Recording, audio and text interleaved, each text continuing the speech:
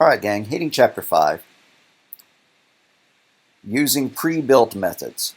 We've done just a little bit of this. We've used a scanner, right? We've used like next int or next double in order to read something in. We haven't used very many other. I believe we've probably used math.pow, right? As a matter of fact, we will be talking about the math class. There are the string methods, and these concepts are pretty dang important, so we will spend a lot of time on them. The wrapper classes for primitive types, we're probably not going to talk too much about those. Yeah, we'll mention them, of course. So, Java's built-in classes are stored in its class library, which is known as the Application Programming Interface. You can find the documentation for that online. Although, I think we're using Java 8, but it doesn't change that much from version to version. But if you Googled up Java 8, Application Programming Interface, you'd get it. So the API classes are not part of the core Java language. Right? The core language are the if statements and the class statements and the loops and the ability to create variables and to do math and stuff like that. Instead, they are classes that have been added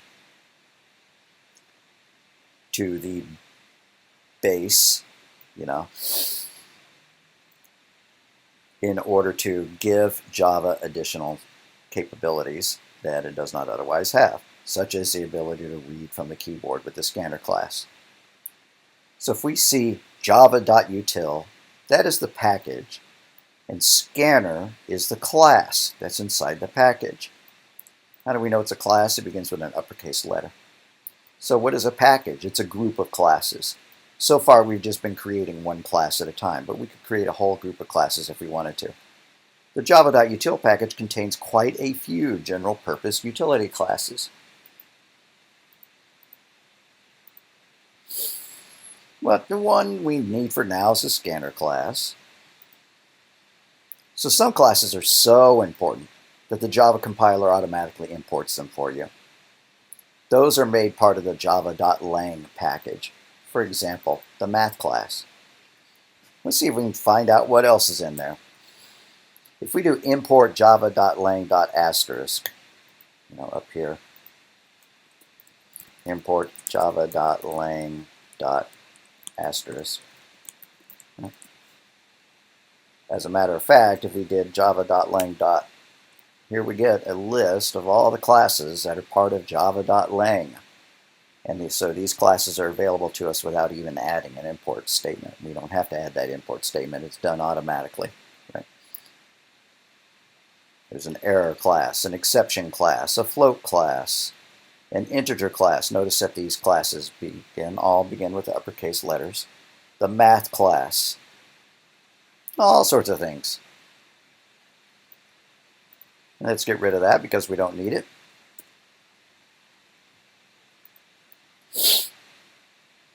So the asterisk is called a wildcard because it brings in all of the classes in that package, not just one. And it doesn't slow anything down to do that. Don't worry that if you include .asterisk, it's going to somehow slow the program down because you included too many packages.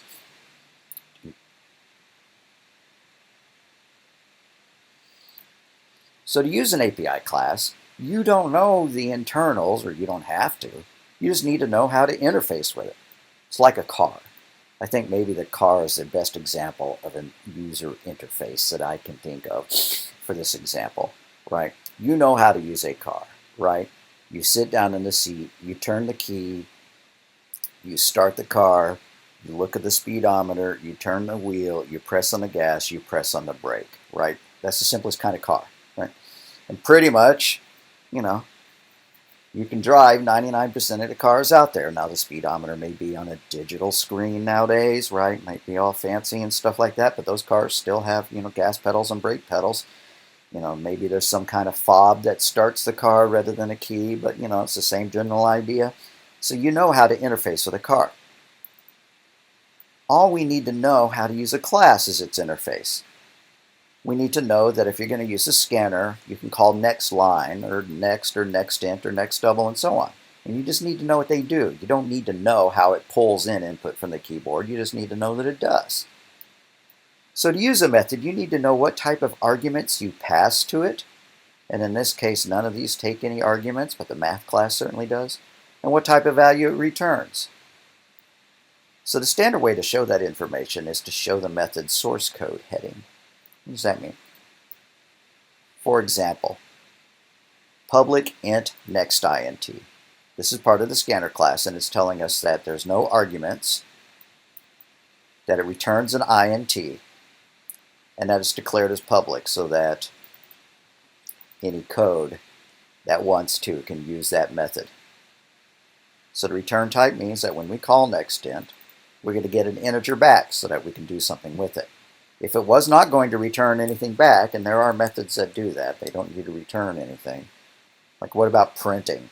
Does printing need to return anything? If you call, system.out.printf, does it return anything? No, so it's probably declared as void. So void means it doesn't return anything. Otherwise, it's going to be a return type, like double or int, something like that.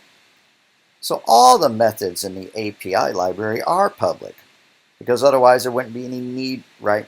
Your code couldn't access them. So why put them in the library if your code can't access them? It's like having books in a library, but they're stored in the basement. Nobody has a key. We wouldn't want that. So the math class is useful. It's got an absolute value method, right? And the absolute value can take an integer, and it returns an integer. So if you pass in the absolute value of 5, it'll return 5, because that's what absolute value means. It just means drop the negative sign. If you pass in negative 10, it's going to return 10, right? It's going to drop the negative sign.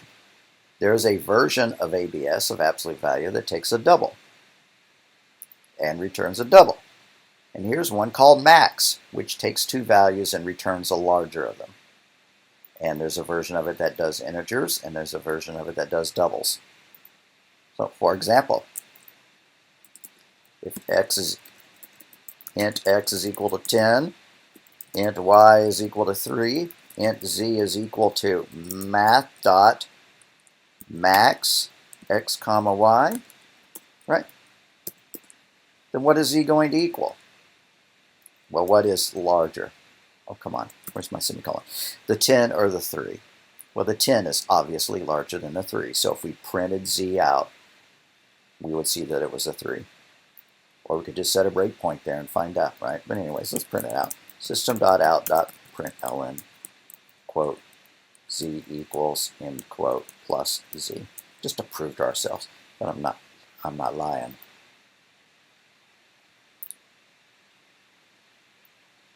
Alrighty, and in fact, z is 10. There's another method called min, right? Minimum. If you've done Excel spreadsheet programming, you know these kind of functions, a minimum and the maximum of two numbers.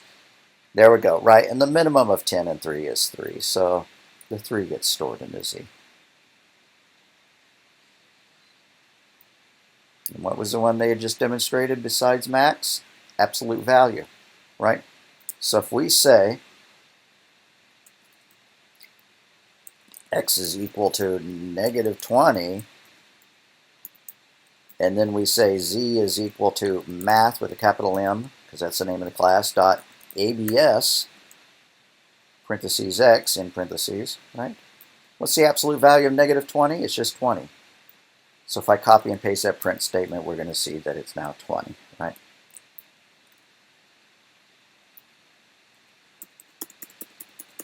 And there are all sorts of methods in the math class.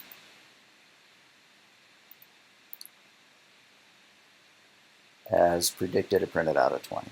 Let's just type math dot and see what we have here. Math dot, oh boy, a whole bunch of things. Ceil, which stands for ceiling, which means round up. So if something is 3.7, it'll be rounded to a 4. But if it's 3.0, it's not going to get rounded up, right? Because that's the whole number. And that's what ceiling means. And floor is the opposite, right? Floor means round down. So if something is 3.7, it'll round down to a 3. But if something was 3 all by itself, it'll still be a 3, of course. 3.999 would round down to 3. And is there a round function as well as a ceiling function and a floor function? Sure there is. All right. What else?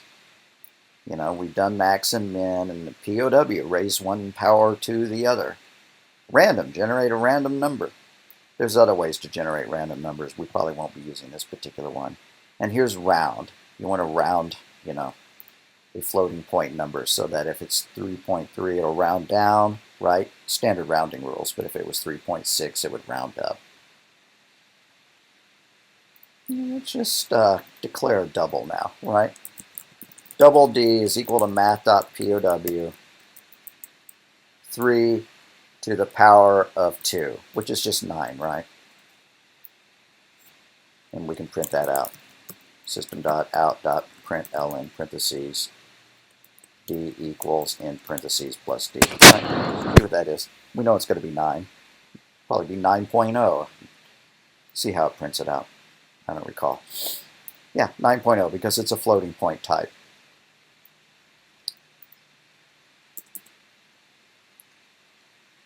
In this particular language, you can raise things to fractional values, like something to the power of 0.5. Now, it's just a math trick that raising something to the power of 0.5 is actually taking the square root of it. One of the reasons I'm not going to go into. But if we did this, D is equal to math.pow 100, 0.5. It takes a number 100 and raises it to the power of 0.5, which is the same as the square root. So if I printed D out, I would see that it was 10. Right?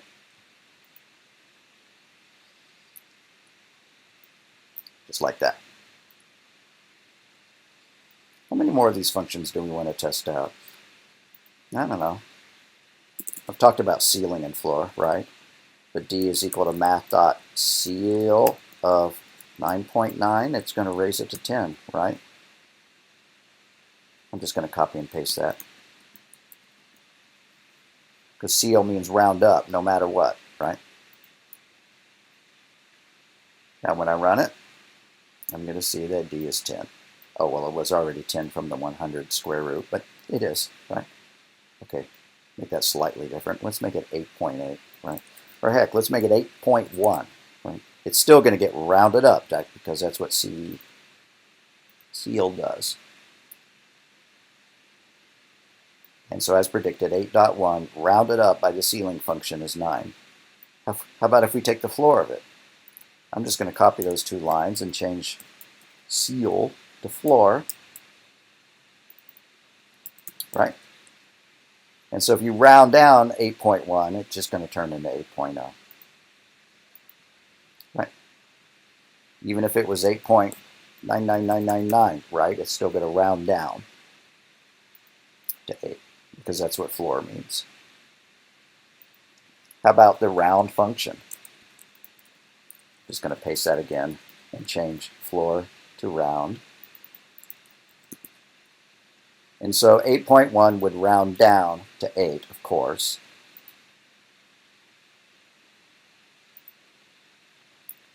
But 8.6 rounds down, right? Because aren't the rules of rounding that anything 0.5 or greater rounds up? I believe that to be the case. Right, so that's 9. Well, let's find out. 8.5, see if you round up or down. Yep, to 9. So those are the rules. If it's greater or equal to 0.5, it rounds up. Standard rounding rules. You're familiar with those. All right, so we've seen a bunch of math functions, and there sure are a lot of them. I like that one, ULP. I have no idea what ULP does. Returns the size of an ULP of the argument. Unit in the last place. Okay, whatever. I'm not going to look it up. If you need to convert between degrees and radians, if you're a geometry fan, you can do that. Why do you need to do that? There are some functions like tangent and sine and cosine and stuff like that that actually want the degrees to be expressed in radians. And so if we have any problems that we want to do that I want to demonstrate involving sine or cosine or tangent, we'll probably be messing with radians. Otherwise, I don't think we will. I'm not expecting anybody to remember the difference between the two, although, you know, if you're a math major, I'm sure you know. Or if you remember your high school math. Yeah, I think that's about it. I wonder what next down means. Returns a floating point value adjacent to f in the direction of negative infinity. What? All right, I'm going to ignore that. Anyways, you get the idea. You can begin to type the class name followed by a dot, and if it's part of the Java API, this little help screen comes up and tells you good information about it. You don't even have to go online to the web to find out. And it tells us what it takes as a variable, right? And what it returns. Next down takes a float, and it also returns a float. And I'm sure that there's a version of next down that also accepts a double, right, and returns a double. I would expect that to be the case. Yeah, right, 2 different versions of it. Whatever. Don't know what that means, but you can tell, right? And the minimum takes 2 variables. It can take 2 integers, and it would return an integer. So you need to know those things. Those are the user interface. Just like the gas pedal and the steering wheel and the brake pedal are the interface to your car. All right, I'm going to pause this and come back to it later.